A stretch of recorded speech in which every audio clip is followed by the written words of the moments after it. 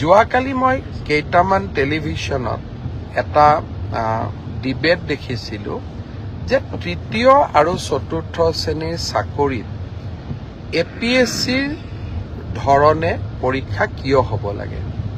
দৰাচলতে আচল কথাটো হ'ল যে আমি APSCৰ ষ্টেণ্ডাৰ্ডৰ প্ৰশ্ন কাটিব খোজা নাই।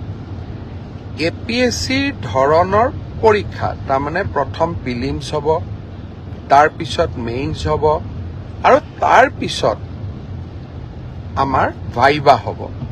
কিন্তু পৰীক্ষাৰ প্ৰশ্নৰ ষ্টেণ্ডাৰ্ড চতুৰ্থ শ্ৰেণীৰ কাৰণে APSCৰ দৰে নহয়। পৰীক্ষাৰ প্ৰশ্নৰ ষ্টেণ্ডাৰ্ড মেট্ৰিকৰ দৰে হ'ব, হায়াৰ ছেকেণ্ডেৰীৰ দৰে হ'ব। তেনেকে তৃতীয় শ্ৰেণীৰ কাৰণেও আমি এই ধৰণৰ যিটো পৰীক্ষাৰ বাবে প্ৰয়োজনীয় অৰ্থাৎ গ্ৰেজুৱেশ্যন যাৰ কোৱালিফিকেশ্যন তাৰ বাবে চিলেবাছ গ্ৰেজুৱেশ্যন হ'ব, হায়াৰ ছেকেণ্ডেৰী যাৰ চিলেবাছ তাৰ চিলেবাছ হায়াৰ ছেকেণ্ডেৰী হ'ব। কিন্তু আমি এটা প্ৰস্তাৱ দিছিলোঁ যে এইবাৰ ADREৰ পৰীক্ষা প্ৰিলিমছ হওক, মেইনছ হওক আৰু ইণ্টাৰভিউ হওক। কিয় কৈছিলোঁ আপোনালোকে জানি আচৰিত হ'ব যে ৭,০০০ পোষ্টৰ ভিতৰত এটা পোষ্ট আছে যাৰ কোৱালিফিকেশ্যন হায়াৰ ছেকেণ্ডেৰী আৰু সেই শিতানত ৩,৭০০ পোষ্ট আছে। তাৰ বিপৰীতে ১১ লাখ ল'ৰা ছোৱালীয়ে আবেদন কৰিছে। ১১ লাখ ল'ৰা ছোৱালীক যেতিয়া আমি পৰীক্ষা পাতিব যাম, এটা পৰীক্ষা কেন্দ্ৰত যদি ৫০০তকৈও আমি ল'ৰা ছোৱালী বহাৰ সুবিধা দিওঁ, আমাক ২১০০ পৰীক্ষা কেন্দ্ৰ লাগিব আৰু ২১০০ পৰীক্ষা কেন্দ্ৰ সমানে এটা পৰীক্ষাৰ কোৱালিটি মেইনটেইন কৰাটো অসম্ভৱ, প্ৰত্যাহ্বানমূলক হৈ পৰে। যেতিয়া আমি 2100 পৰীক্ষা কেন্দ্ৰত আমি পৰীক্ষা পাতিম, কৰবাত ইনভেজিলেটৰজন ইমান ভাল কোৱালিটিৰ নহ'ব পাৰে, কৰবাত লিকেজ থাকিব পাৰে, কৰবাত চাকৰিত ইজনে সিজনক সহায় কৰাৰো অভিযোগ থাকিব পাৰে।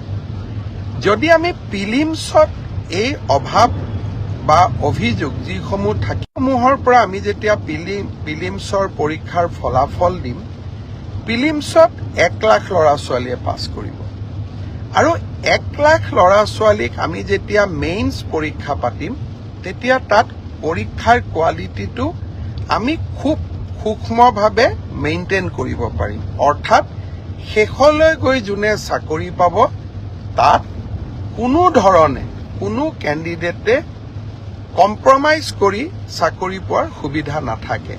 সেইকাৰণে UPSCৰ পৰীক্ষাই হওক, APSCৰ পৰীক্ষাই হওক, তিনিটা তৰপত পৰীক্ষা পাতে। পৰীক্ষাৰ প্ৰশ্ন কাকতবোৰ APSC UPSCৰ দৰে নহয়। দুজন মানে কৈ আছে চতুৰ্থ শ্ৰেণীৰ কাৰণে APSCৰ দৰে পৰীক্ষা কিয় হ'ব লাগে। চতুৰ্থ শ্ৰেণীৰ ইণ্টাৰভিউত APR জনে ক্লাছ 10ৰ ষ্টেণ্ডাৰ্ডে পৰীক্ষাৰ প্ৰশ্নৰ উত্তৰ দিব। কিন্তু প্ৰিলিমছ আৰু মেইনছৰ মাজেদি যেতিয়া সৰকি আহিব, তেতিয়া চাকৰি যোগ্যজনে পাব। মোৰ এটাই লক্ষ্য আছিলে যে চাকৰি যাতে যোগ্যজনক বাদ দি আন কোনোৱেও নাপায়। কাৰণ চৰকাৰী চাকৰি যোগ্যতাৰ আধাৰত হ'লে আমাৰ ছাত্ৰ ছাত্ৰীসকলৰ শিক্ষা ব্যৱস্থাৰ ওপৰত আস্থা উভতি আহে। যোৱাবাৰ আমাৰ এটা পৰীক্ষাত কেণ্ডিডেট আছিল ৬ লাখ। এইবাৰ এটা পৰীক্ষাত হ'ব আমাৰ কেণ্ডিডেট ১১ লাখ। প্ৰিলিমছ মেইনছৰ মাজেদি আমি আহিলে আমাৰ বহুখিনি চেক এণ্ড বেলেঞ্চ আমি কৰিব পাৰিলোহেঁতেন। কিন্তু যি নহওক, মই বিশ্বাস কৰোঁ যে চৰকাৰৰ সিদ্ধান্ত যিমান হওক আমি বিতৰ্কৰ ঊৰ্ধত ৰাখিব লাগে। দুই এজন ৰাজনৈতিক দলেই হওক, আমাক বেয়া পোৱা দুই এজন ব্যক্তিয়ে হওক, চৰকাৰৰ প্ৰতিটো কথাতে তেওঁলোকে বিতৰ্ক হোৱাটো বিচাৰে আৰু বিতৰ্কৰ পৰা তেওঁলোকৰ যে কিবা লাভ হয় এনেকুৱা নহয়। যেন বিতৰ্ক কৰি চৰকাৰখনৰ ভাল প্ৰচেষ্টাসমূহকো তেওঁলোকে যাতে কৰবাত নিগেটিভিটিলৈকে ৰূপান্তৰ কৰিব পাৰে। সেইবাবে ময়ো সাৱধানে থাকিব খুজিছোঁ।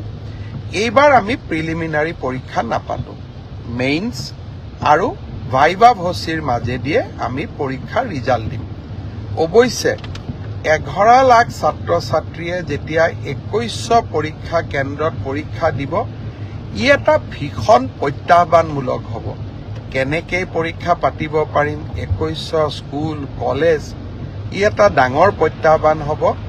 চৰকাৰী বিষয়াসকলে এই বিষয়ে আলাপ আলোচনা আৰম্ভ কৰিছে। ৰাইজৰো সহযোগিতা লাগিব। কি ধৰণে পৰীক্ষাটো বিতৰ্কৰ ওপৰত ৰাখিবৰ কাৰণে ৰাইজৰো আমি সহায় ল'ব পাৰোঁ, তাৰ বিষয়ে আমি চিন্তা চৰ্চা কৰিছোঁ। সময়ত আমি আপোনালোকক কম। 3 অক্টোবৰৰ পৰা পুলিচৰ ইণ্টাৰভিউ আৰম্ভ হ'ব।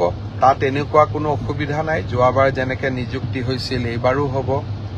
আৰু শিক্ষকৰ নিযুক্তিৰ ক্ষেত্ৰতো আমি ইতিমধ্যে ব্যৱস্থা আৰম্ভ কৰিছোঁ আৰু ইয়াতো বহুত বেছি বিতৰ্কৰ অৱকাশ নাই। আৰু এইবিলাকত নিশ্চিত কোৱালিফিকেশ্যন লাগে কাৰণে কেণ্ডিডেটৰ সংখ্যাও কম। কিন্তু তৃতীয় আৰু চতুৰ্থ শ্ৰেণীত এইবাৰ অসম্ভৱ প্ৰাৰ্থীয়ে আবেদন কৰিছে। সৰ্বমুঠ 18 লাখ আবেদন এই 14,000 পোষ্টৰ কাৰণে আমাৰ ওচৰলৈ আহিছে। যি কি নহওক, দুই এজনে সুধি আছে যে চিলেবাছ কেতিয়া দিব।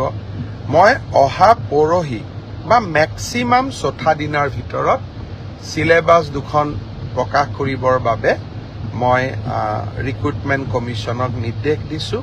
আৰু মই ভাবোঁ যে ইয়াৰ পিছত এই পৰীক্ষা সম্পৰ্কীয় আপোনালোকে যি কথা বুজিব খোজে, জানিব খোজে, ইয়াৰ পিছত ৰিক্ৰুটমেণ্ট কমিশ্যনে আপোনালোকক জনাই থাকিব।